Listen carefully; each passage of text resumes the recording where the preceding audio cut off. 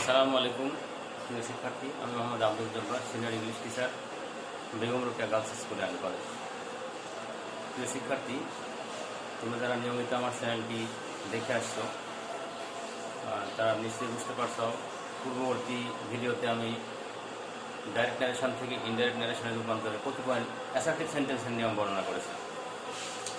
আজকে আমি তোমাদেরকে ইন্টারেক্টিভ সেন্টেন্সের ডাইরেক্ট ন্যারেশন থেকে ইনডাইরেক্ট ন্যারেশনের রূপান্তরের কিছু নিয়মকানুন বর্ণনা করব।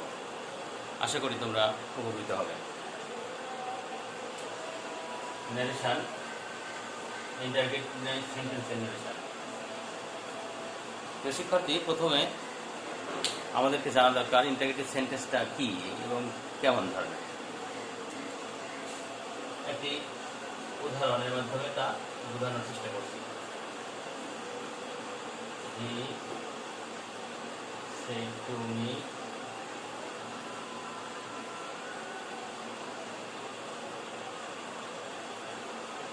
are you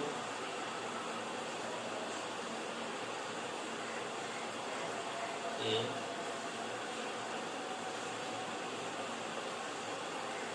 student?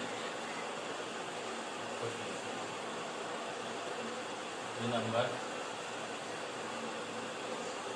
he said to me,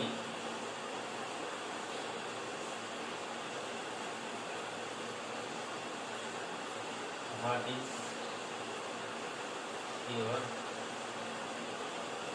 name? প্রিয় শিক্ষার্থী, ইংরেজিতে দুই ধরনের ইন্টারোগেটিভ সেন্টেন্স রয়েছে। He said to me, are you a student? এটি একটি yes no question. He said to me, what is your name? এটি একটি ডাব্লিউএস কোশ্চেন। এখানে ডাব্লিউএস ওয়ার্ড দ্বারা ইন্টারোগেটিভ সেন্টেন্সটি সূচিত হয়েছে। তো আমরা ইন্টারোগেটিভ সেন্টেন্সের ডাইরেক্ট ন্যারেশনকে ইনডাইরেক্ট ন্যারেশনে রূপান্তরিত করতে এই দুটো নিয়ম অবশ্যই খেয়াল রাখব।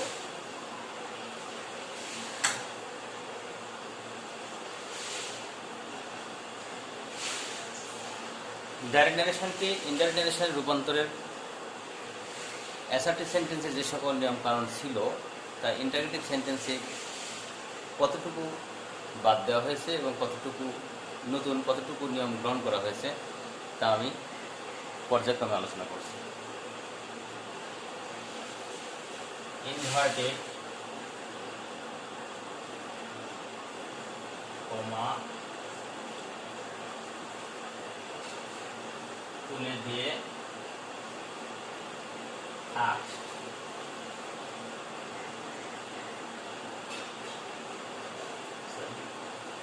ইনভার্টেড কমা তুলে দিয়ে ইফ বা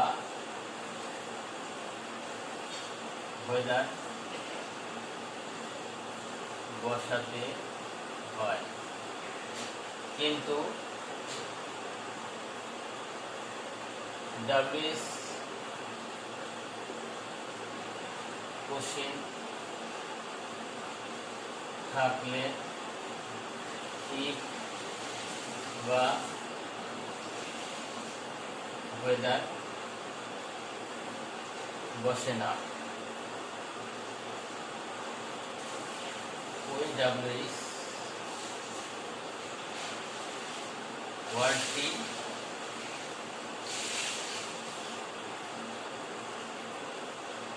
কমার ফলে বসে।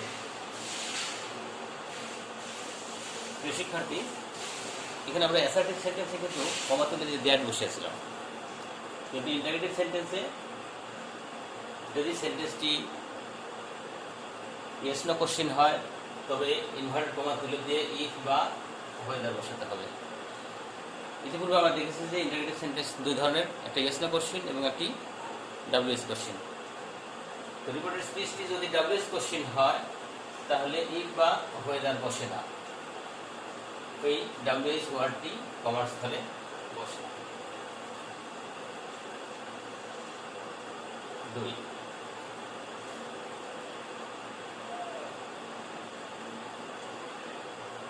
রিপোর্টিং ভার্ব সেইডের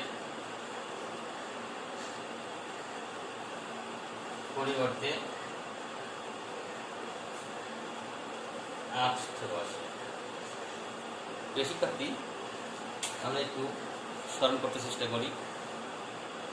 অ্যাসার্টিভ সেন্টেন্সে কিন্তু রিপোর্টিং ভার্ব সেইডের পরিবর্তে সেইডই ছিল অথবা টোল বসাইছিলাম, কিন্তু ইন্টারোগেটিভ সেন্টেন্সে সেইডের পরিবর্তে আস্ট বসে।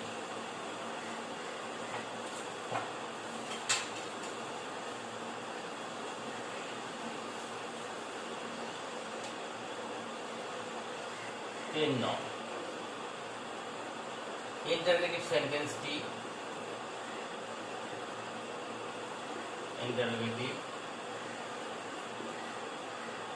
সেন্টেন্সটিকে অ্যাসার্টিভ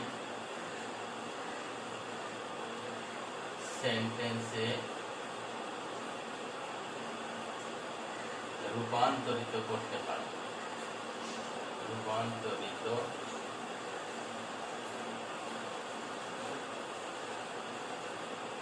করতে হয়। শিক্ষার্থী, এটা একটি খুবই গুরুত্বপূর্ণ জিনিস। ইন্টারোগেটিভ সেন্টেন্সটিকে অ্যাসার্টিভ সেন্টেন্সে রূপান্তরিত করতে হয়। আমরা জানি ইন্টারোগেটিভ সেন্টেন্সে একটি এরকম কোশ্চেন মার্ক থাকে, কিন্তু যখন আমরা সেন্টেন্সটিকে অ্যাসার্টিভ সেন্টেন্সে রূপান্তরিত করি তখন সেন্টেন্সের শেষে একটি ফুল স্টপ বসে। কিন্তু আমাদের অধিকাংশ শিক্ষার্থী রূপান্তরিত করার পরও ইন্টারোগেটিভ চিহ্ন ভুল ক্রমে বসে থাকে। 4,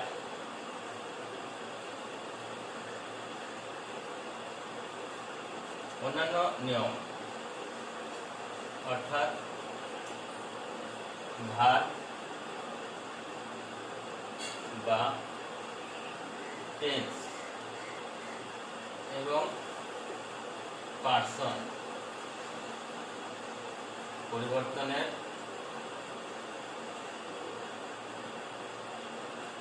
নিয়ম অ্যাসার্টিভ সেন্টেন্সের অনুরূপ। অ্যাসার্টিভ সেন্টেন্সের অনুরূপ। শিক্ষার্থী, এবার আমরা উদাহরণের মাধ্যমে নিয়মগুলো বুঝতে চেষ্টা করি।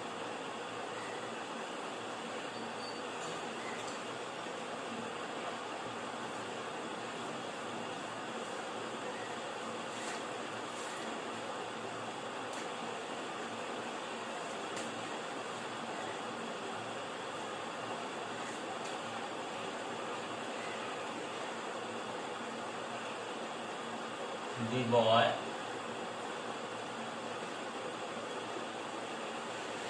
said to me, do you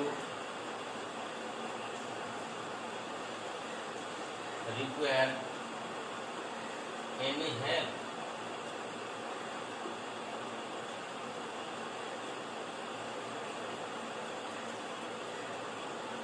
Indirect.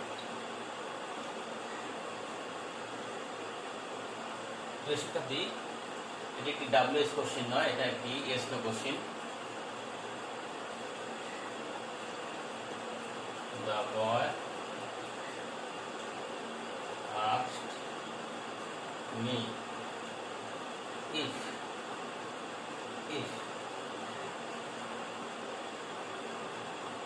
you person কে পরিবর্তন করতে অবজেক্ট অনুসরণ করতে হবে। অবজেক্ট মি, মেয়ের সাবজেক্ট আই। আই ভার্বের এখানে 1 নম্বর রূপ, বিধায় এখানে 2 নম্বর রূপ হবে। Required any help. প্রিয় শিক্ষার্থী, ট্রাই টু আন্ডারস্ট্যান্ড। এখানে yes no question. Do you require any help? Reported স্পিচের সেন্টেন্সটি একটি ইয়েস না কোশ্চেন।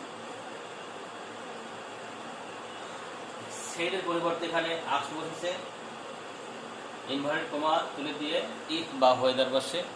যদি রিপোর্টেড স্পিচের সেন্টেন্স ইয়েস নো কোশ্চেন হয় তাহলে এখানে ইফ বা হোয়েদার বসে। এবং সাবজেক্ট ইউ, ইউ একটি সেকেন্ড পারসন। আমরা ইতিপূর্বে শিখেছিলাম সেকেন্ড পারসন থাকলে অবজেক্টকে অনুসরণ করে, অবজেক্ট এখানে মি, অর্থাৎ মেয়ের সাবজেক্ট আই। এবং ভার্ব পরিবর্তনের নিয়মে শিখেছিলাম ভার্বের প্রেজেন্ট ফর্ম থাকলে পাস্ট ফর্ম হয়, require, required, any help. Interrogative সেন্টেন্সের শেষে কোশ্চেন মার্ক বসে, কিন্তু যেহেতু বাক্যটিকে অ্যাসার্টিভে রূপান্তরিত করতে হয় বিধায় অ্যাসার্টিভ সেন্টেন্সের শেষে ফুল স্টপ বসেছে।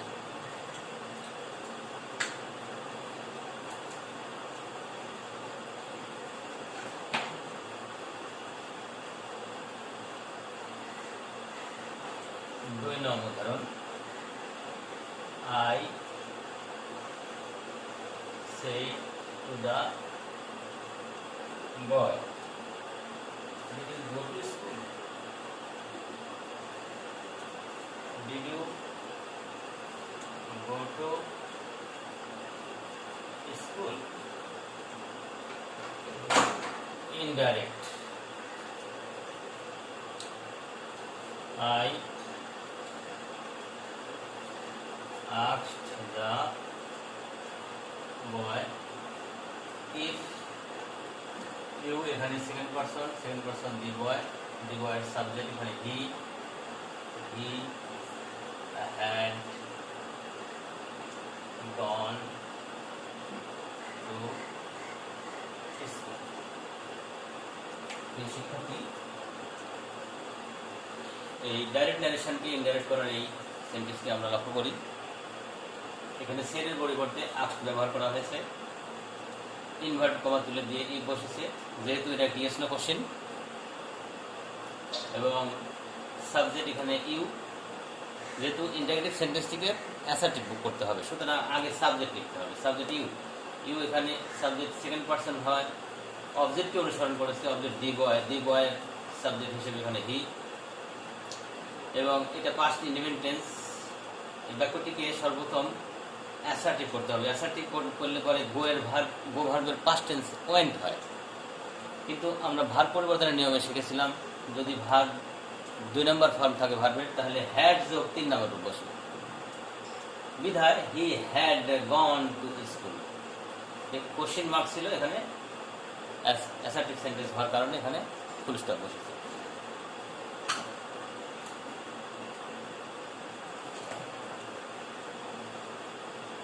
শিক্ষার্থী, এবার আমরা ডাব্লিউএস কোশ্চেনের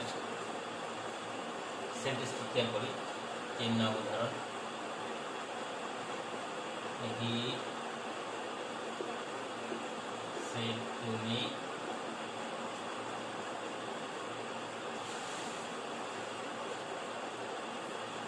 what are you doing? What are you doing?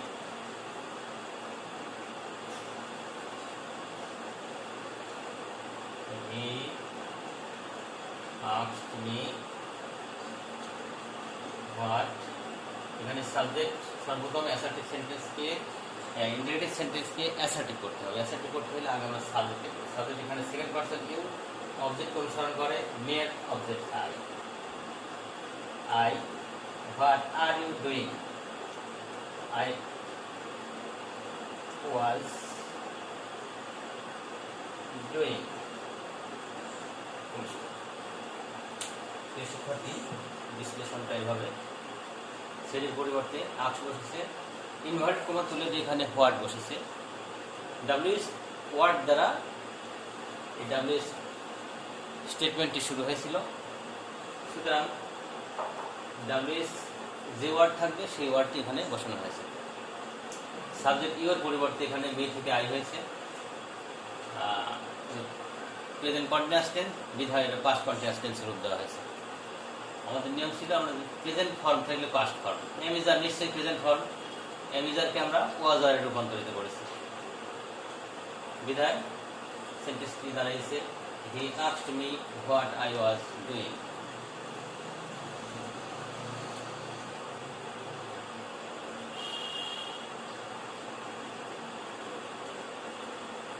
I said to my mother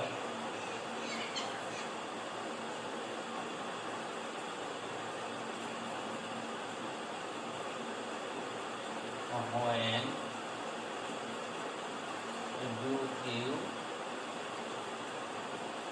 cook rice?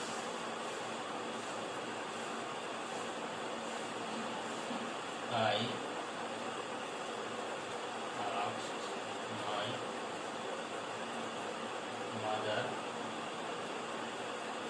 when এর পরে এখানে সাবজেক্ট ইউটা অবজেক্ট অনুসরণ করে, অবজেক্ট হচ্ছে মাই মাদার, অর্থাৎ এখানে মাই মাদারের পরিবর্তে শি ব্যবহার করা হবে। She cook